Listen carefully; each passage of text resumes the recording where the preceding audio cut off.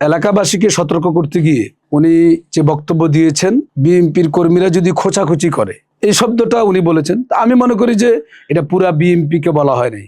আজ আমাদের সাথে স্টুডিওতে রয়েছেন বাংলাদেশ খেলাফত মজলিসের সাংগঠনিক সম্পাদক মাওলানা এনামুল হক মুসা। আমরা তার সাথে কথা বলবো। আজকে যে বিষয়টি নিয়ে কথা বলবো, বাংলাদেশ খেলাফত মজলিসের মনোনীত মাদারীপুর 1 শিবচর উপজেলা থেকে যিনি নির্বাচিত হয়েছেন পীরজাদা হানজালা, আমরা তার ব্যাপারে কথা বলবো। কেমন আছেন?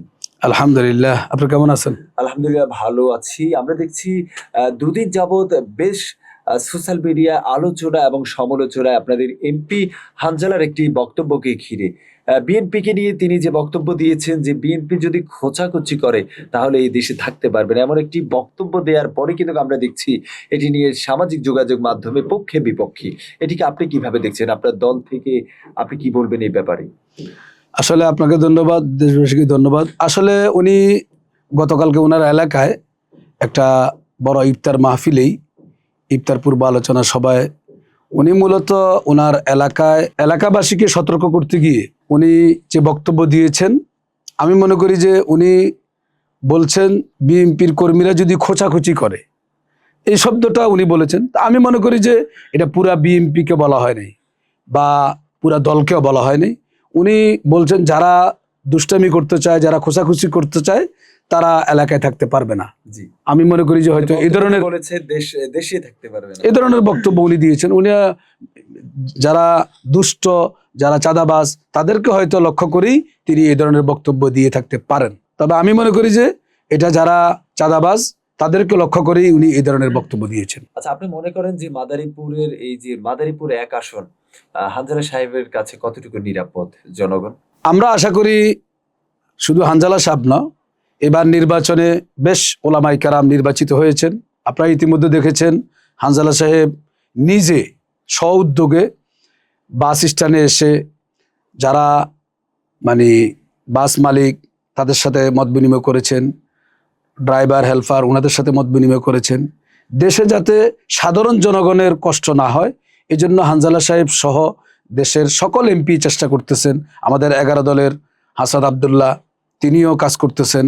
আমাদের সকল এমপি সাহেবেরা দেশ এবং কল্যাণে, আমরা দেখেছি আমাদের কয়েকজন মন্ত্রীও ইতিমধ্যে স্বাস্থ্যমন্ত্রী হাসপাতালে গিয়েছেন, আমাদের ভূমিমন্ত্রী তিনি ভূমি অফিসে গিয়েছেন। তারা দেশকে একটি কল্যাণকর রাষ্ট্রে এবং সন্ত্রাস চাঁদাবাজ মুক্ত এবং অসৎ কর্মচারীরা যাতে দেশের ক্ষতি করতে না পারে, জনগণ থেকে অসৎ উপায়ে কোনো ঘুষ দুর্নীতি করতে না পারে, এজন্য ওনারা কাজ করতেছেন। এজন্য এটা ধন্যবাদ পাওয়ার যোগ্য বলে আমি মনে করি। হানজালা সাহেবও তারই অংশ, দেশের তিনি বিরোধী দল হলেও সরকারের একটি অংশ। একজন এমপি, সে তার জনগণের কল্যাণে কাজ করবে, এটাই আমরা আশাবাদী। জি, আচ্ছা, আমরা দেখেছি যে তিনি নির্বাচিত হওয়ার আগে তিনি যে বক্তব্য দিয়েছেন, যদি আমি নির্বাচিত হই 24 ঘন্টার ভিতরে প্রথম যেটি কার্যক্রম হবে আমার এলাকার মধ্যে কোনো চাঁদাবাজি, যেমন অটোরিকশা থেকে কিংবা কোনো গাড়ি থেকে কোনো চাঁদা নেওয়া যাবে না, সেটি কতটুকু কার্যকর হয়েছে? তিনি নির্বাচিত হওয়ার পরে তার নির্বাচনী ওয়াদার অংশ হিসাবেই চাঁদাবাজ মুক্ত, তারপরে ইয়াবা সহ বিভিন্ন অপরাধমূলক কাজে যাতে, বিশেষ করে কিশোর গ্যাং, সারা দেশেই কিছু কিশোর গ্যাং নতুনভাবে 5 আগস্টের পরে তারা খুব উৎপাত করতেছে। তিনি মূলত কিশোর গ্যাং সহ সন্ত্রাসী, চাঁদাবাজ এবং অসৎভাবে দেশে বিশৃঙ্খলা করার জন্য কিছু দাগী সন্ত্রাসী আছে। বিশেষ করে শিবচরে আমরা আগেও শুনেছি, শিবচরে নির্বাচনের পূর্বেই কোনো দল, কোনো ব্যক্তি নির্বাচনে বিজয় লাভ করার জন্য সন্ত্রাসীদেরকে জামিনে এনে একটি ভিন্ন পরিস্থিতি তৈরি করার চেষ্টা করেছে। হানজালা সাহেব এবং শিবচরের জনগণ এগুলা প্রতিহত করেছে এবং হানজালা সাহেবকে তারা নির্বাচিত করে তারা শান্তিময় শিবচর গড়ার জন্য কাজ করতেছে বলে আমি বিশ্বাস করি।